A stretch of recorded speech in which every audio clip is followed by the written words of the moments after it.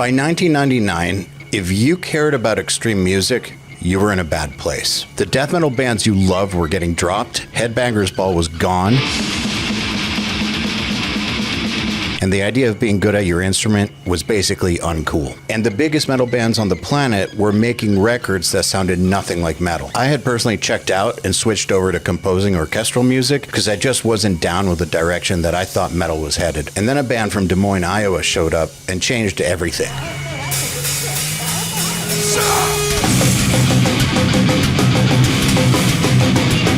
9 guys, masks, jumpsuits, a DJ. It looked like nu metal on the outside, but once you actually heard it, it had death metal written all over it. And if you ask me, Slipknot saved extreme metal. Big statement, I know, but stick with me. I'll explain. For those who don't know me, I'm Eyal Levi, CEO of URM Academy. I've been a producer and guitarist in my band Doth since 1999 and have been playing way longer than that. To get why Slipknot hit the way they did, you have to understand how bad metal felt at that time. In the early to mid 90s, metal was genuinely massive. You had Danzig, Typo Negative, White Zombie, Pantera, and a bunch of other great ones all operating at the same time. Korn was doing something genuinely new and interesting. Headbangers Ball and Beavis and Butthead were spreading metal all over MTV. Slayer was putting out huge records, and legit death metal bands like Morbid Angel were getting major label deals. The Mortal Kombat soundtrack had bands like Fear Factory and Napalm Death on it, and Cannibal Corpse showed up in a Jim Carrey movie of all places. There was a lot going on. And then it all started falling apart. The death metal bands got dropped, and the labels stopped taking risks on extreme music. Fewer bands that you cared about were making great records, and there was just less and less to be excited about. And it wasn't just the underground. Metal in general felt lost. And what really bothered me was the culture shift. The idea of being badass on your instrument suddenly wasn't cool anymore. You even had bands that were genuinely great, bands like Hypocrisy and Machine Head, making nu metal records because it felt like you had to do that to stay relevant. It felt like everyone was chasing the same thing, and the thing that they were chasing wasn't metal. By 1999, the mainstream was completely dominated by Limp Bizkit and Papa Roach. Major labels had basically decided that real extreme metal was unmarketable. If you wanted blast beats, tremolo picking, or genuine death metal vocals, you were not getting a major label deal. The pipeline was closed. And that's the environment that Slipknot walked into. When people first heard or saw Slipknot, they filed them under nu metal. 9 guys, matching jumpsuits, horror masks, a DJ. On paper, it fit the category. But that's not what was actually happening musically. Joey Jordison, who is originally from the band Anal Blast, yes, that's a real name.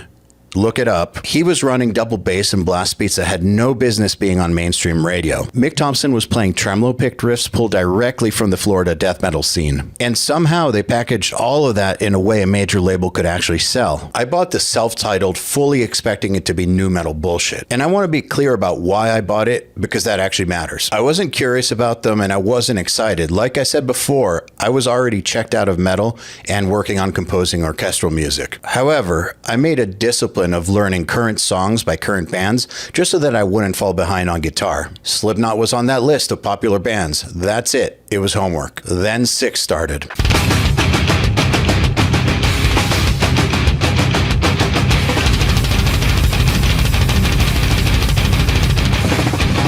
When those chugs came in, they had my attention. But when that double bass started going, my reaction was just, yes, finally, this is what I've been waiting for. This kind of energy was just missing from metal, and they brought it back.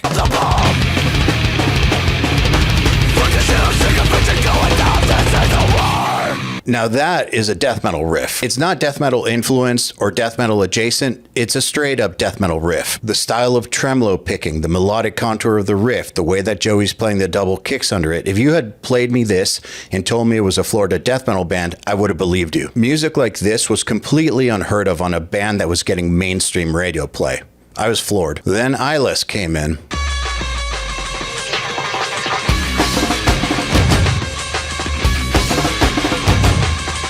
That drum and bass intro is legit, but then the guitars just annihilate it. The first half of the song is super driving, super intense, and has tons of frenetic energy, but at the midway point, they hit this groove riff, just this banger of a pit starter riff, and then they hang on it for a while.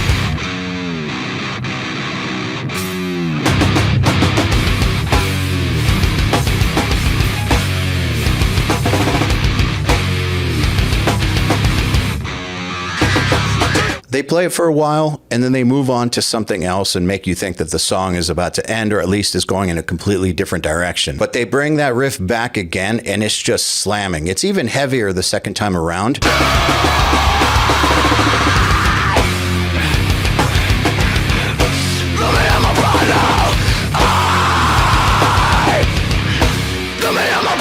It's one of those riffs that's so good that you could just play it over and over and over and over, and it doesn't get old. You could play it 25 times in a row, and I'd be fine with it. And then they fake you out again. They try to make you think that the song's about to end again, but then they bring back that riff again, except it's slower and way fucking heavier.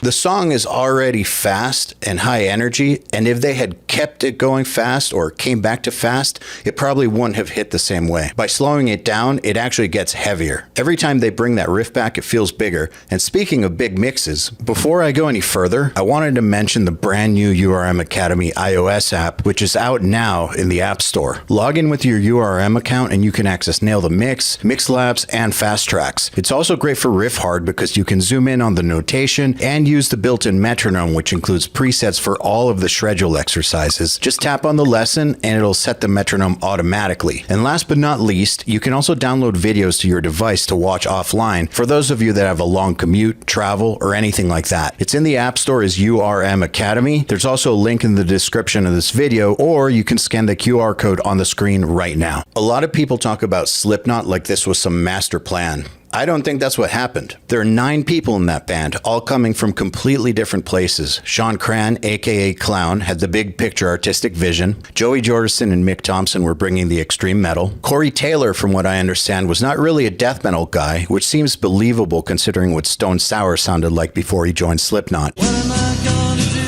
And now I can't believe you let this happen to me, and I can't believe you put those things to me, and I Paul Gray, rest in peace, was a huge part of the songwriting too. When you put 9 people like that in a room, you're not going to get some carefully crafted genre move. You're going to get chaos. I think the music was just what happened when that specific group of people got together at that specific moment in time. That's chemistry. Call it luck, call it timing, whatever. Swap 2 of those guys out and maybe none of this happens. What was deliberate was everything around the music. The visuals, the anonymity, the masks, the rollout, the stage design. All of that was extremely strategic, but the music, that's just what they sounded like. And that matters because if it was a trick, it wouldn't still be here 25 years later. I remember bringing Slipknot up to my metal friends and getting reactions like I was throwing holy water on them. We don't say that name here. Nothing positive to say about Slipknot, just new metal garbage. I understood where it came from, but I also think that those people were just hating because it was the cool thing to do. Because what I was seeing was a metal band, a sick metal band that figured out how to crack the code and get huge. Here's the thing about multi-platinum metal bands. You can't get there without being adopted by the majority of the metal scene. The scene is and was actually pretty small compared to just about every other genre of music. There's not that many people in it, which means that Slipknot had a lot of closet fans. I really believe that. But this snob problem isn't unique to Slipknot. It's just baked into metal culture. I watched it happen to Devil Driver. Dez came from Cold Chamber, and for the first 2 albums, people were throwing bottles at them on tour, even on legitimate metal tours with bands like Opeth. Over time, everyone forgot about Cold Chamber and just accepted that Devil Driver was a real band. Same thing happened to the Black Dahlia Murder. Completely dismissed when they came out, now they're one of the biggest melodic death metal bands in the world, and nobody calls them metalcore anymore. I remember when I got 2 tickets to go see the Volume 3 tour, and I invited my friend Alex, who ran this label/store/distro called Deathgasm Records. They were the most extreme label imaginable. Definitely not stalking Slipknot, more like stalking bathtub shitter. He was hesitant, but I told him that the worst that can happen is that he goes to see a free show that he doesn't like and then gets to tell all his friends that they're right about Slipknot sucking. That motherfucker had the biggest grin I've ever seen throughout the entire show. He was just loving it that much because it was that good. After the show, I asked him how he'd categorize it, and he said, well, it's definitely metal. And I know that's not some crazy story, nothing wild happened, but that's actually how I think it goes for most of the snobs. Once they actually saw them live, They got it. After a debut that sold over 2 million copies in the US alone, Slipknot did something that almost no band at that level does. They made a more extreme record. Iowa is their most sonically abrasive album, more extreme than the self-titled, darker, heavier, more unhinged. The recording sessions were reportedly brutal. Corey Taylor has talked about recording the title track in a state of deliberate physical and emotional distress. They weren't trying to hold on to a mainstream audience.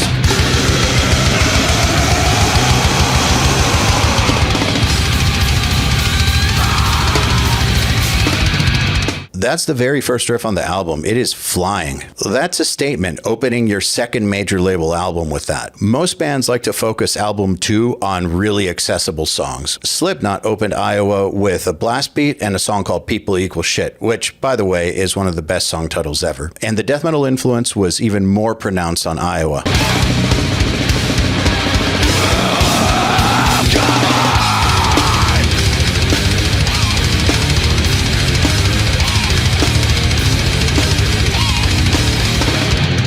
That double section right there is straight death metal. If I heard that riff on a Morbid Angel album, I would not have been surprised. But what Slipknot do around it is what makes it theirs. They build the tension. They start by bringing the song energy down first. There's a snare build, the guitar is playing half the riff, the vocals are pulling back. They build it, build it, build it, until it releases into that double bass, and it is so satisfying. It's another pit opener, another moment where they make the heaviest part hit by making you wait for it. A lot of bands hit album 2 and start standing off the edges. Slipknot did the opposite, and it was the best commercial decision they could have possibly made. Here's why. What people responded to on the self-titled was that it felt real. It was scarier and more powerful than everything else around it. When you have that working for you, doubling down is the right call. Going soft would have been a betrayal. Iowa just gave people more of what they had actually responded to. And then Volume 3 came out, went to number 2 on the Billboard 200, and became their biggest record. They had always had clean vocals and softer songs alongside the heavy stuff, so Volume 3 wasn't a departure, it was just more refined. The band got bigger, the songs did too. But it still felt like 9 people with 100 influences doing exactly what they wanted to do. And yes, blast beats. They never let those go. Even on their biggest album, they kept the flag flying, and it's fucking sick.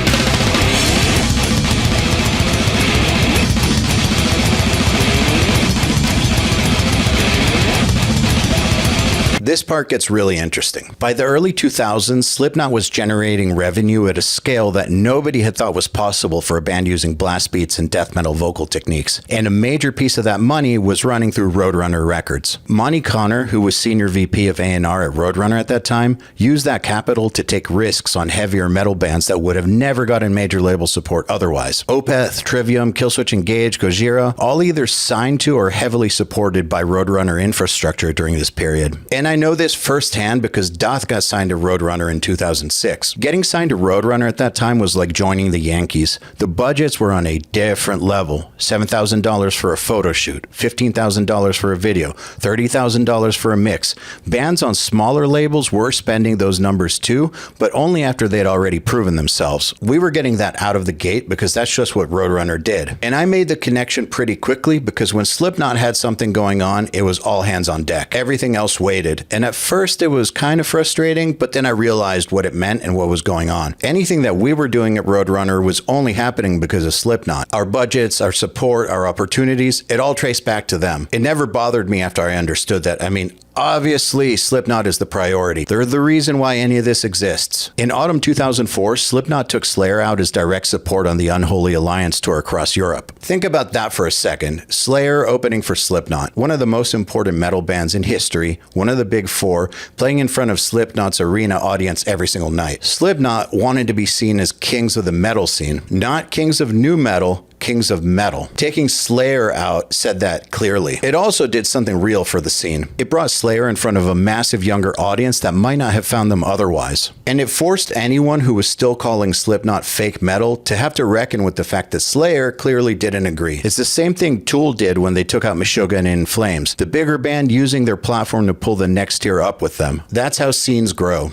Slipknot created something that did not exist before. A massive audience of suburban kids who had heard blast beats, tremolo picking, and extreme vocals without knowing where any of it came from. As those fans got older, they went looking for more. And what they found was the underground that had been producing this stuff for decades. That's the direct line to the new wave of American heavy metal. Killswitch Engage, Lamb of God, Shadows Fall. Slipknot actively championed these bands on tour. They put Lamb of God and Shadows Fall as primary support on the Subliminal Versus World Tour in 2005, transferring their arena audience directly to the next generation of extreme artists. And of course, it has to be said that their catalog has not let up over the years.